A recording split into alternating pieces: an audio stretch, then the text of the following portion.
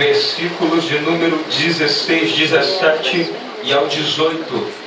Carta de Paulo aos Tessalonicenses, capítulo de número 4, versículo de número 16 ao 18. Parafraseando o texto, abra também comigo a tua Bíblia no livro do Apocalipse, livro da Revelação, no capítulo de número 3, versículo de número 10 e o versículo de número 11.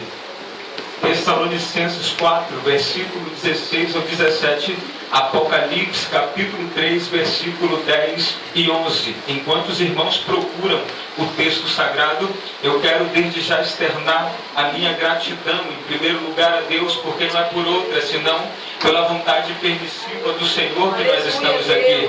Ele mesmo disse na sua palavra, se nós estivermos nele e ele estiver em nós, nós havemos de ir e dar muitos frutos, porém sem Aleluia, nada Deus! poderíamos fazer. Aprove a Deus nessa noite nos conceder a bendita honra de estar juntamente com os irmãos e apregoar Aleluia, a sua Deus. palavra. Quero agradecer também aos irmãos que nos convidaram, que nos fizeram este convite e para que nós pudéssemos estar aqui. Quero também prestigiar este conjunto que está aniversariando nessa noite. Que Deus continue abençoando e saiba que a obra da vossa mão tem uma recompensa. Aleluia, Deus! Tessalonicenses capítulo 4, quantos encontraram, digam amém. Amém. Assim diz a palavra do Senhor, capítulo 4, versículo 16 de Tessalonicenses. Portanto, o Senhor mesmo, dada a sua palavra de ordem, ouvida a voz do arcanjo e ressoada a trombeta de Deus, descerá dos céus, e os mortos em Cristo ressuscitarão primeiro. Depois nós, os vivos e os que ficarmos, seremos arrebatados juntamente com Ele entre as nuvens, para o encontro do Senhor nos ares, e assim estaremos para sempre com o Senhor. Consolai-vos, pois, uns aos outros com estas palavras. Aleluia. Apocalipse capítulo 3, versículo 10 e 11 diz assim: porque guardaste a palavra da minha perseverança, também eu te guardarei da hora da provação que há de vir sobre o mundo inteiro, para experimentar os que habitam sobre a terra. Venho sem demora, conserva o que tens, para que ninguém tome a tua coroa. Soberano e eterno Deus, nós te louvamos pela tua palavra que tu nos concede para a meditação nesta noite. Ó Pai, eu rogo pelo auxílio do teu Espírito Santo, o mesmo Espírito que deu, Senhor, condição para que os escritores destes livros viessem a compilar a tua palavra, é o mesmo Espírito que me auxiliará, me dando a revelação da mesma, para que eu possa transmitir à tua igreja, para que a tua igreja não receba nada de mim, mas que a tua igreja receba de ti, Senhor, a sabedoria que vem do céu. Pai, como eu sei que o teu evangelho, ele não esconde nem oculta nada, mas revela e expõe, que nesta noite, Senhor, eu não venha simplesmente, Pai querido, falar aquilo que quero, mas que eu possa falar aquilo que nós precisamos ouvir, na ousadia do teu Espírito Santo. Em nome do Senhor Jesus ser conosco. Amém e amém. Podeis aceitar. Glória a Deus. Louvado seja o Senhor. Tema: falar sobre a volta de Jesus. Que maravilha.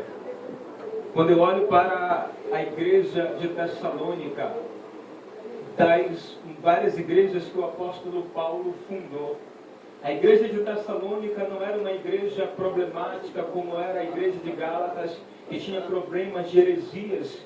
A igreja de Tessalônica não era uma igreja que tinha, embora houvesse um grande avivamento na igreja de Corinto, embora a igreja fosse portadora de todos os dons, mas a igreja de Corinto tinha problemas internos e Paulo gastou muito tempo com conselhos pastorais com aquela igreja. A igreja de Tessalônica não. A igreja de Tessalônica, Paulo ali passou algum tempo com os irmãos e eles perseveraram na fé, mesmo Paulo se ausentando, mesmo Paulo saindo, indo para continuar a sua missão, a igreja não esmoreceu, a igreja continuou perseverando na fé.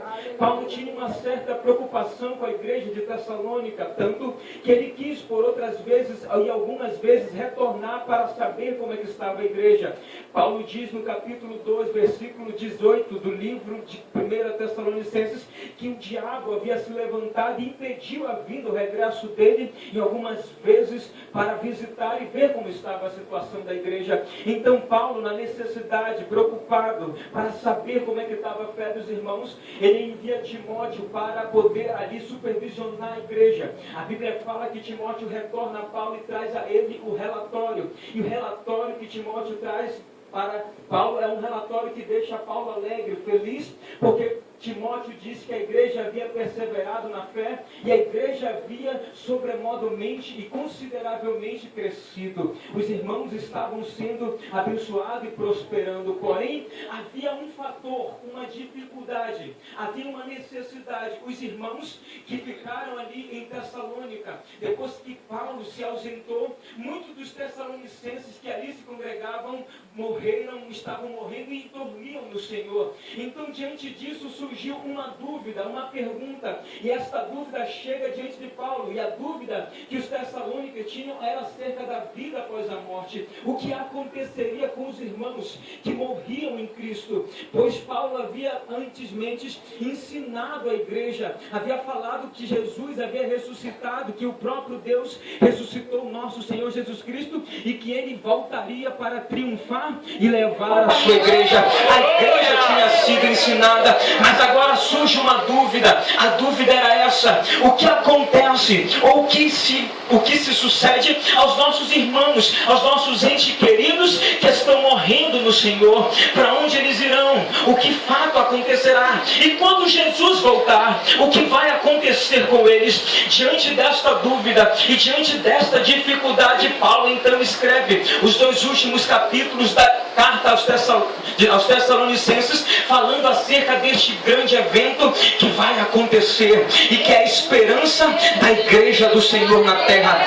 Paulo então começa a falar no capítulo 4, no versículo 16, Paulo começa a falar acerca deste acontecimento que se chama, ele mesmo denomina de arrebatamento. Paulo fala que naquele dia, ressoada a trombeta de Deus sobre o alarido do arcanjo, a igreja do Senhor vai ser arrebatada, os mortos, para trazer consolo, para trazer alívio e para trazer esperança aos corações dos tessalonicenses. Paulo diz que os mortos, eles ressuscitarão primeiro, e depois nós, os que estivermos vivos, nos encontraremos com o Senhor nos ares. Então, a partir daquele momento, Paulo começa a ensinar a igreja que havia uma esperança, que aqueles que morriam em Cristo não terminava ali a sua história, que aqueles que morriam em Cristo não era o fim para eles, porque havia uma esperança. Quando Jesus voltasse, a igreja do Senhor estaria novamente reunida, estaria novamente diante do nosso Deus. Pois eu quero falar um pouco acerca deste dia, que vai ser um dia de alegria para muitos, porém vai ser um dia de tristeza para outros. Este dia, ele acontecerá. Muitos estão preocupados em saber o dia, muitos estão preocupados em saber a hora, porém, aqui a Bíblia fala, o que a Bíblia menciona, a Bíblia não menciona muito, a Bíblia não fala muito com exatidão acerca do dia e nem da hora. A Bíblia fala acerca de sinais que acontecerão e que nos mostrarão que perto está este dia. Muitos estão batendo cabeça, tentando fazer cálculo para tentar prever o dia do arrebatamento, mas o que a Bíblia diz no livro de Atos, capítulo 1, versículo 7, a Bíblia diz assim: não compete saber os tempos e as datas que Deus estabeleceu pela sua autoridade. A Bíblia também fala no livro de Mateus, capítulo 25, capítulo 24, versículo 36, que naquele dia e hora ninguém sabe, nem os anjos, nem o Filho, senão o próprio Deus sabe aquele dia. Deixa eu te esclarecer uma coisa: quando este texto foi escrito para falar acerca da vida terrena de Jesus, a Bíblia diz, o escritor diz que nem o Filho, Jesus, sabia, o Filho do homem não sabia quando ele haveria de voltar para buscar a sua igreja. Porém, eu quero te esclarecer, antes que alguém diga, nem Jesus sabe o dia que ele vai voltar, senão Deus. Eu quero te dizer que nesta ocasião, neste momento, o tempo que Jesus estava peregrinando entre nós, ele era 100% homem, havia se despido da sua glória e havia também se despido de algumas dos seus atributos a sua onipresença, a sua onisciência, a sua onipotência. Então naquela ocasião, nem mesmo ele, como filho do homem, não sabia. Mas uma vez que ele foi até a cruz, ressuscitou dentre os mortos e foi restabelecido da sua glória, agora ele está à direita do Pai. E não somente o Pai, mas como filho, ele também sabe e está esperando somente a hora em que o Pai dá a ordem dizendo, vai buscar a tua noiva para que ela possa se encontrar contigo nos ares. Ele sabe a hora exata de buscar a sua igreja. Existem muitas especulações, não existe exatidão no dia, não existe exatidão na hora. O que existe são especulações. Alguém disse, eu já ouvi pregador dizer que Jesus ainda não voltou para buscar a sua igreja, porque a casa, a morada ainda não está preparada. Isso não é verdade, porque a Bíblia diz em João capítulo 14, versículo 14, é uma esperança. Capítulo 14, versículo 17, se eu não me engano, e fala da esperança. Ele diz assim, ele mesmo falando, dizendo que ele voltaria outra vez para nos buscar, para que onde ele estiver nós estejássemos com ele. Ele disse assim, na casa de meu pai há muitas moradas, se não fosse assim eu teria dito, vou preparar-vos lugar, mas para que onde eu estejais vós também. Eu acho interessante o texto, porque ele não está dizendo que ele está dizendo uma confirmação. Ele está dizendo assim, na casa de meu pai há, na casa do meu pai tem, na casa do meu pai existe. Não está dizendo que ainda será construído, não está dizendo que ainda vai ser pronta. Na casa do pai existe morada, na casa do pai há um lugar reservado para mim e para você. Ele está dizendo que se não tivesse, se não existia, eu diria, eu vou preparar, mas como há, eu já vou só dizer que eu só estou esperando o momento de o pai dizer, vai buscar a tua noiva para que eu possa levar vocês para a morada que preparada está, para que naquele dia que eu estiver à porta para encontrar a minha noiva, eu pegar pela tua mão e te dizer, vinde bendito de meu pai para a morada que preparada está desde a fundação do mundo. Então quando alguém disser que a morada ainda não está preparada e é por isso que Jesus ainda não voltou, na verdade a Bíblia não pode se contradizer. Como é que uma autora diz que ainda vai preparar e lá na frente a Bíblia diz que já está preparada desde a fundação do mundo? Não, a morada já existe, já está preparada. O que na verdade só está esperando eu e você chegarmos lá para tomar posse dessa habitação. Quantos acreditam, quantos estão esperando para entrar na habitação que preparada está desde a fundação do mundo? Glória a Deus. Aleluia. Muita gente se preocupa com o dia e com a hora.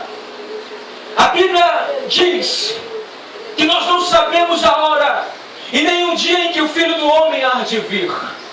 Porém, a Bíblia também confirma, e quando a Bíblia confirma em Hebreus 10:17, que aquele que há de vir, virá, e não tardará. Irmão, você não precisa estar preocupado quando é que vai ser o dia, você não precisa estar preocupado quando é que vai ser a hora. O que você tem que saber é que ele disse que virá, e se a Bíblia diz que ele virá e não tardará, é certo que ele vem.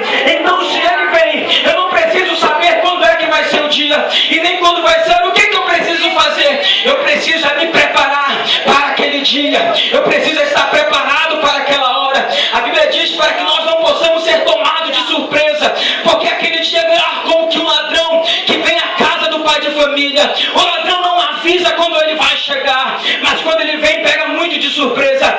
Assim vai ser aquele dia. Muitos que não estiverem preparados para aquele dia vão ser pegos de surpresa, porque estão pensando, será que é hoje? Será que vai ser amanhã? Não, ainda não vai ser agora. Eu ainda vou fazer um pouco do que eu quero. Deixa eu te dizer uma coisa, não pense dessa maneira. Você não sabe o dia, você não sabe a hora, mas uma coisa é certa: aquele que há de vir, virá, e não tardará. Já que eu não sei o dia, eu não sei a hora, eu vou estar com a minha vida preparada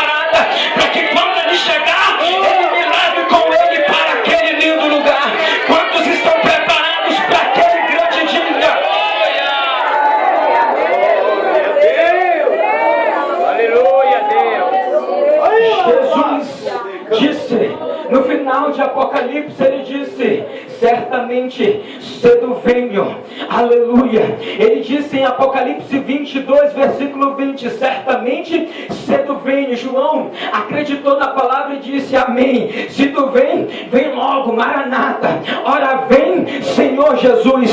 Quantos nessa noite podem dizer: já que tu vem, Jesus, vem logo, porque eu estou te esperando.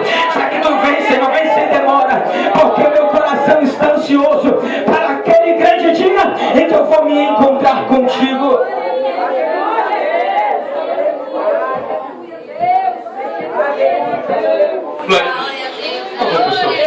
Irmãos, eu poderia falar de sinais que antecedem, eu poderia falar dos acontecimentos que são descritos no capítulo 24, no sermão da montanha, no sermão profético por Jesus, daquilo que anteciparia e que anunciaria o dia do Senhor. Mas eu quero falar de uma coisa mais importante do que falar somente de sinais. Eu quero falar de uma igreja que está preparada para este grande dia. Eu quero falar de uma igreja que está com sua vida adornada para aquele grande encontro. No capítulo de número 3, no versículo 10 e o versículo de número 11, a Bíblia está falando de uma igreja, das 7 igrejas que receberam uma carta escrita pelo próprio Senhor. Na verdade foi ditada por Deus e escrita pelo apóstolo João. Então, diante desta carta, o Senhor revela algumas qualidades. Mas antes que eu chegue lá, deixa eu te dizer uma coisa. O Senhor vem buscar naquele dia uma igreja que está preparada, uma igreja que é vigilante. Quando você olha para a parábola das 10 virgens, a mensagem principal da parábola das 10 virgens é que aquelas que se encontraram com o noivo não foi aquela que estavam dormindo, não foi aquela que estavam desapercebida. Aquelas que se encontraram com o noivo foi aquela que estavam vigilantes, foi aquela que estavam com azeite de reserva, foi aquelas que estavam com sua vida preparada. Então, quando eu olho para esta mensagem, eu entendo